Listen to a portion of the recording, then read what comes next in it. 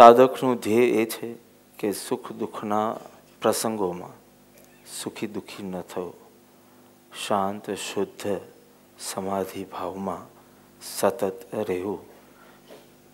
અને એકવાર એ ટેવ પડી જાય, એ તમારી પ્રકૃતિ બની જાય, પછી બહાર સુખ છે કે બહાર દુઃખ છે એનો તમને ખ્યાલ સુદ્ધા રહેતો નથી, કારણ કે ભીતર સમાધિ છે. આટલું સમજ્યા છતાં બી કોઈ વાર ઇરિટેશન થાય. આ ઇરિટેશન થવું એટલે શ્રદ્ધાની ખામી છે એમ નહીં, ચારિત્રની ખામી છે. એવું બની શકે કે ચારિત્રની ખામી છે એટલે હજી ઇરિટેશન, શ્રદ્ધા સાચી હોવા છતાં પણ ઇરિટેશન થાય છે. પરંતુ એ ઇરિટેશન જ્યારે એની તીવ્રતા વધતા તમે સામેવાળાને કહી દો કે આ તારા કારણે, તારું પ્લાનિંગ બરાબર ન હોવાના કારણે હું ડિસ્ટર્બ થયો છું, આ તારી શ્રદ્ધાની ખામી છે, એ મને હેરાન કરે છે. આવો ભાવ તમારી અંદર ઘણી વાર હજી પ્રગટે છે. એ મને હેરાન કરે છે અથવા એનાથી હું દુઃખી થાઉં છું, એ આ ન કરતે તો હું દુઃખી ન થાત વગેરે. આ તમારી શ્રદ્ધાને દૂષિત કરનારો ભાવ છે. હેરાન થયા એ ચારિત્રમો છે, અને એના કારણે હેરાન થયા એ પાછું દર્શન, ચારિત્રમો પ્લસ દર્શનનો. એ મને હેરાન કરે છે. વારે તારું જીવન બીજાના જ હાથમાં છે, તારું જીવન બીજાના જ હાથમાં છે. એટલું જ નહીં, વારે તારી મૂર્ખતા, કારણ કે આ અધિકાર પાછો તે જ એને આપ્યો છે.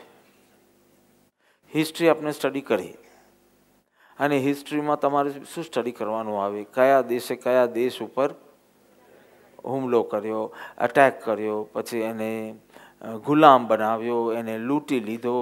કારણ આ તો એવી ગુલામી છે કે કોઈએ હુમલો નથી કર્યો, તે જ બીજાને અધિકાર આપ્યો છે. આ કેવી ગુલામી છે જીવની! એ મને હેરાન કરે છે. વાહ, તું તો કઠપુતલી છો, કંઈ કરતો નથી, કંઈ કરી શકતો નથી, કંઈ કરી શકવાનો નથી.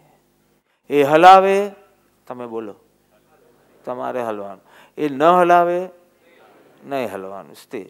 સૂર્ય તપાવે, તમારે વરસાદ પલાળે, આ શું? કેટલી નિષ્ક્રિયતા! અને આવો નિષ્ક્રિય ચિંતન દ્વારા તમે મોક્ષના માર્ગે ચડવાઓ અને મોક્ષ પ્રાપ્ત કરવાની પાછી અભિલાષા રાખો. અરે થોડા મોડર્ન બનો, મોડર્ન બનવાનો જમાનો છે. હા, આજકાલ આપણે કેટલી વખત કહેતા હોય, મમ્મી થોડી મોડર્ન બન, મોડર્ન બન. અને મોડર્ન એટલે ગરમી હોય તો દુઃખી થવાનું, આ મોડર્ન ન કહેવાય. એસી નખાવી દેવું એને મોડર્ન કહેવાય. ગરમી હોવા છતાં એક રેફ્રિજરેટર લઈ લો એટલે તમારા દૂધ દહીં બગડે નહીં. કશું જ તમે આ વેધર કે ક્લાઇમેટ, કારણ કે જ્યાં જે બોલાતું હોય તે, એને આધીન નથી. તમે દ્રષ્ટિ બદલીને સુખી થાઓ, પરિસ્થિતિને બદલીને સુખી થાઓ. એ ઓલ્ડ ફેશન. થોડા મોડર્ન બનો. અમે થાઈલેન્ડમાં જતા હતા ને તો ત્યાં ઝૂમાં ફરતા હતા ને, ધોધમાર વરસાદ પડ્યો, નોટ એક્સપેક્ટેડ, ધોધમાર. બધા 1 મિનિટ પહેલાં કેટલી મજા આવતી હતી ને, વરસાદથી બધા પછી કપડાં ભીના થઈ ગયા અને ચીપકવા લાગ્યા શરીરને. આમ આમ આમ આમ કરતા બધા. આટલા સરસ જીરાફને ના જોઈએ, પેંગ્વિનને ના જોઈએ, ખાલી આમ આમ આમ આમ કરતા. કે બાપા, we want to change our clothes. છોકરાઓ કહેતા, we want to change our clothes, we are not feeling good. You are allowed after you become cheerful. કપડાં બદલીને હું તમને ચેરફુલ નહીં થવા દઉં. એટલે અમે 8-10 છોકરાઓની ટુકડી હતી અને હું એનો કેપ્ટન હતો. મેં કીધું, પહેલાં વી start enjoying this state and then chance મળશે તો આપણે બદલશું. ને એકચ્યુઅલમાં ટાઈમ ન મળ્યો, પછી એરપોર્ટ પર જ બદલવું પડ્યું. પણ પછી કોઈ ફરક બી પડતો નહોતો. પછી તો નક્કી કર્યું હતું એટલે બદલ્યું. First start enjoying the state. પહેલાં અંદરમાં કામ કર, પછી બહારમાં યોગ્ય લાગે, જરૂર લાગે, જ્યાં જ્યાં જેમ જેમ જે યોગ્ય લાગે તે પ્રમાણે કરવું. પણ પ્રથમ અંદર તું બ્રિંગ દેટ ચીયરફુલનેસ. હા, સ્ટાર્ટ એન્જોઈંગ ધ રેન. એટલે થોડા મોડર્ન બનો. થોડા મોડર્ન બનો એટલે થોડી થોડી તમારા માથે જવાબદારી લેતા થાઓ, થોડા થોડા મેચ્યોર પણ બનો. મેચ્યોર આપણે ત્યારે કહીએ કે જ્યારે થોડી થોડી જવાબદારી આપીએ. થોડી એટલે કે પૂરી, કે તે મને હેરાન કર્યો નથી, તું મને હેરાન કરી શકે નહીં, હું હજી આ ભૂમિકાએ હેરાન થઈ શકું અને હું જ મને હેરાન કરી શકું. બહુ અઘરું છે, બહુ અઘરું છે. મિથ્યાત્વ ઉપર કામ કરો. એ બોલી શકે, ઘસાયેલું બોલી શકે. એ એટલે કોણ? સામે ન પણ હોય. બીજો સામે ના પણ હોય, એ કોઈ વાર એની રૂમમાં નિંદા કરતો હોય તારી, એવું બની શકે. એ ઘસાયેલું બોલી શકે તારા માટે, એ અપમાનજનક પણ બોલી શકે તારા માટે. એ તને હેરાન કરી શકે નહીં. હેરાન માત્ર તું પોતે જ પોતાને કરી શકે. એ પ્રસંગ ઊભો કરી શકે કે જેમાં તું તારી મિથ્યા માન્યતા થકી પોતાને તું હેરાન કરી શકે એવું કન્ડ્યુસિવ એટમોસ્ફિયર ઊભું કરી શકે કે જેમાં તારું મિથ્યાત્વ સક્રિય થઈ શકે છે જ, પણ સક્રિય થઈ ને થોડી તું તારી જાતને પીડાનું દાન કરી શકે એવું એક એટમોસ્ફિયર ડેવલપ કરી શકે. એનાથી વધારે કંઈ નહીં, અર્થાત કાંઈ જ નહીં. Because finally, till you don't give permission to trouble yourself, you don't get troubled. હેરાન થવાની છૂટ, પણ બીજો મને હેરાન કરે છે એ માન્યતા ન આવે તો તમે સંકિત તરફ ધીમે ધીમે સરકતા જશો. તું જ તને હેરાન કરી શકે. કઈ રીતે? પ્રસંગ ઊભો કરવાથી તું હેરાન થતો નથી, અને તું પ્રસંગ ઊભો કરતો નથી. તું તારું ખરાબ બોલ્યો છે? નહીં. તું પ્રસંગ ઊભો કરતો નથી, પ્રસંગ એ ઊભો કરે છે, અને છતાં તું એ તને હેરાન કરી શકતો નથી. તું પ્રસંગ ઊભો કરતો નથી, તું ઈચ્છતો પણ નથી, અને છતાં તું તને હેરાન કરી શકે. બેન, કઈ રીતે કરી શકતા હશો તમે? હાઉ વિલ યુ નો કે તમે તમારી જાતને હેરાન કરવાનું શરૂ કરી દીધું છે? એને નથી કર્યું, પણ તમે તમારી જાતને હેરાન કરવાનું શરૂ કર્યું. કઈ રીતે તમે જાણશો? કારણ કે જાણશો તો જ બચી શકશો, રાઈટ? વિકલ્પો શરૂ કરી દીધા. રિએક્શનની અંદર વિકલ્પ જોઈએ, નોટ હેપી માટે વિકલ્પ જોઈએ, પણ એ સંબંધી તમારી અંદર વિકલ્પો શરૂ થયા. આ બહારની ચીજ છે, એના અધિકારની ચીજ છે કે તમારા માટે ખરાબ બોલવું. એ એની ચોઈસ છે, એની ફ્રીડમ છે, એનો અધિકાર છે, એનું કાર્ય છે. અને આ કોઈક પેલા બેન શોલ પહેરી, તેમાં તમને વિકલ્પ કેમ થવો જોઈએ?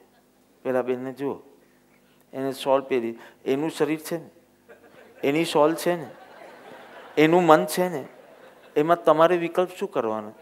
તો કયો તમે કે ના, મને થયા જ નથી, બસ. એટલે એ કેમ આમ બોલ્યો? એનું મન, એનું શરીર, એની ચોઈસ, એની ફ્રીડમ. પણ તમારા વિકલ્પ શરૂ થઈ ગયા, કારણ કે એના કારણે હું દુઃખી થઈ, આવું જે મિથ્યાત્વ હાજર થઈ ગયું ને, એના કારણે એક વિકલ્પ શરૂ થશે. ત્યાં બી તમે અટક્યા નહીં, બીજો વિકલ્પ ગોથાયો, ત્રીજો. એમ કરતા કરતા suddenly you feel you are in a state of અસંતોષ. This is the first station, પણ જર્ની ઇઝ વિકલ્પ. આ ફર્સ્ટ સ્ટેશન ઓફ અસંતોષ. પછી અસંતોષની અંદર થોડું થોડું આગળ જઈને નિરાશા થઈ જાય છે. ત્યાં તમારો અહંકાર જાગૃત થાય, કારણ કે હવે વિકલ્પોને તમે અટકાવ્યા જ નથી. કોઈ પણ સમ્યક વિચારથી તમે રિટર્ન નથી થઈ રહ્યા. એટલે હવે અહંકાર કહેશે, હવે બસ, હવે હું આવું નથી સહન કરવા. એટલે એના પછી તમારું એંગર જાગૃત થાય, કે જેમાં તમે આક્રોશ સાથે બોલો છો કે હવે હું સહન કરવાની નથી. અત્યાર સુધી તમે કેમ સહન કર્યું એમ બી એ લોકો પ્રશ્ન કરી શકે કે હવે તું સહન. એ લોકોને તો ખ્યાલ જ નહોતો કે તમે સહન કરતા હતા, પણ તમે કેમ અત્યાર સુધી સહન કર્યું? કેમ આવા મૂડ બન્યા તમે? અને સહન કરવાનું હતું જ નહીં, જ્ઞાન શક્તિ વિકસાવવાની જરૂર હતી, એને બદલે તમે તો સહન શક્તિ વિકસાવી દીધી. એટલે તમે દુઃખી હતા અને દુઃખી થવાના. તો શું કર્યું તમે? પહેલા તો ખાલી બોલ્યો. પેલો તો બોલ્યો, ઘસાયેલું બોલ્યો, અપમાનજનક બોલ્યો, ચલો જૂઠું બોલ્યો, પણ એ તો એની ફ્રીડમ, એનું કાર્ય છે. પણ તે તને હેરાન કરવાનું જે કાર્ય સ્ટાર્ટ કર્યું, એ ક્યારથી સ્ટાર્ટ કર્યું? વિકલ્પો. એ તમે સમજ્યા? તમારી અંદર સંકલ્પ વિકલ્પ શરૂ થયા ત્યારથી જો હું મને મારી જાતને હેરાન કરી રહ્યો છું. આવું હવે જો તમને પકડાશે ને તો તરત કહેશે મૂર્ખી, શું કામ તારી જાતને હેરાન કરે છે? તો કે તો શું કરું? તો કે જ્ઞાનીઓના આટલા સત્સંગ છે, આટલા વચનો છે, કોઈ બી એક વચનમાં જોડાઈ જા એટલે પેલા સંકલ્પ વિકલ્પ તારા અટકી જશે. Just substitute. કારણ કે વ્યર્થ છે આ વિષય બાબત હું જેટલા વિકલ્પ કરીશ એ કાં તો મને નિરાશા કાં તો મને ક્રોધ આટલું જ ઉત્પન્ન કરાવવાનું છે. જસ્ટ સબસ્ટિટ્યુટ કે ઓહો જ્ઞાનીઓ પૂર્વ થઈ ગયેલા જ્ઞાની પુરુષના પરિસ ઉપસર્ગ જાણી લે, એની સામે કાંઈ નથી. કેટલા સંકલ્પ વિકલ્પ થઈ શકે. કોઈ કોઈને કહેતું હોય ને તમને એમ લાગે કે આ એને બહુ દબડાવે છે, તો કે હું એની જગ્યાએ હોઉં ને, હવે આનું શું કરવું બોલે? તું એની જગ્યા હોત ને તો પેલું બોલતે જ નહીં. એટલે આવો પ્રસંગ તારી સાથે કોઈ દિવસ બનવાનો પણ નથી, પણ એ બને છે એ સંબંધી પણ તારું મિથ્યાત્વ કેટલું જોર કરી જાય. આ મિથ્યાત્વ શું કરાવે? વિકલ્પો ઊભા થતાની સાથે એની અંદર આના કારણે દરેક વિકલ્પની અંદર આના કારણે એટલું જ મૂકી દે દર્શનમાં, બીજું કંઈ ન કરે. દર્શનમાં ઇઝ વેરી સાયલેન્ટ. આમ મૌન જ હોય. એ મૌન જો એ ખાલી આટલું અંદર ઘુસાડી દે, આ તને જે હમણાં વેદના થાય આના કારણે. અને સંકેત પણ બહુ મૌન જ છે. એ બી શું કે એના કારણે નહીં, તારા કારણે. તારી સમજણની વિપર્યાસ છે, સમજણનો વિપર્યાસ છે, દ્રષ્ટિનો વિપર્યાસ છે કે તારી ચારિત્રની નબળાઈ છે, એ તું ચેક કરી લે.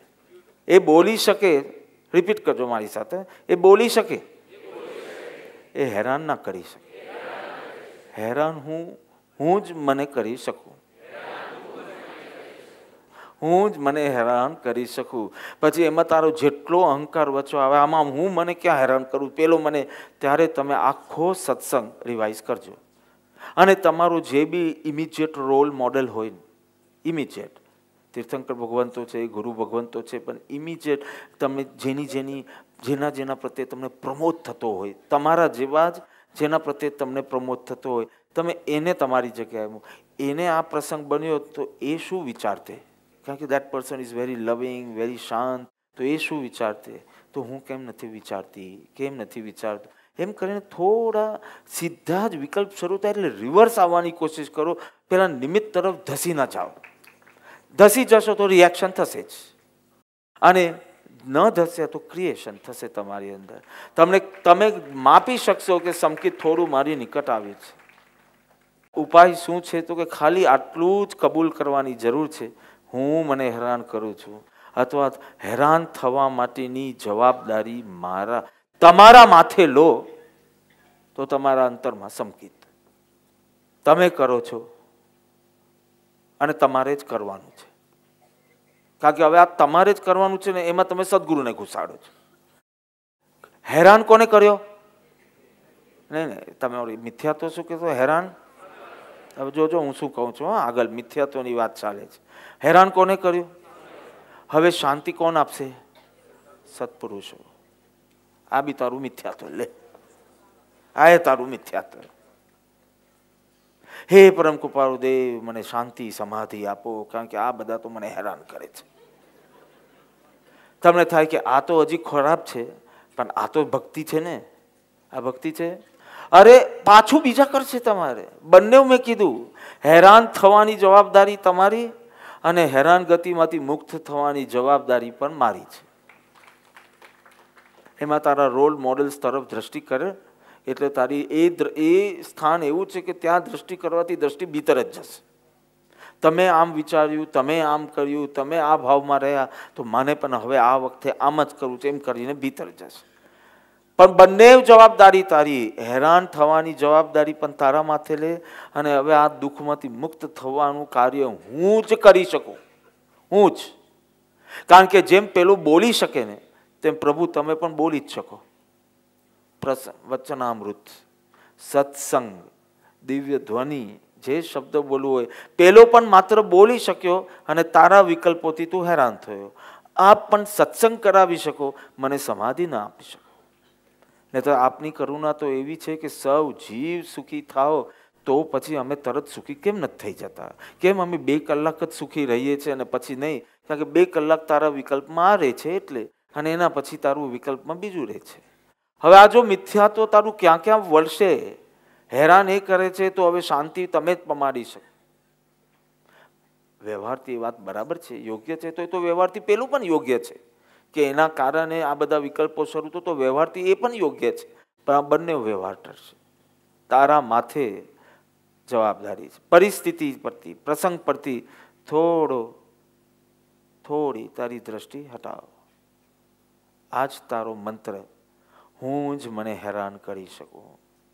હેરાન કરવાની જે પરમિશન તે બીજાને આપી હતી, હેરાન કરવાનું જે લાયસન્સ તે બીજાને આપ્યું હતું, રદ કરી નાખ.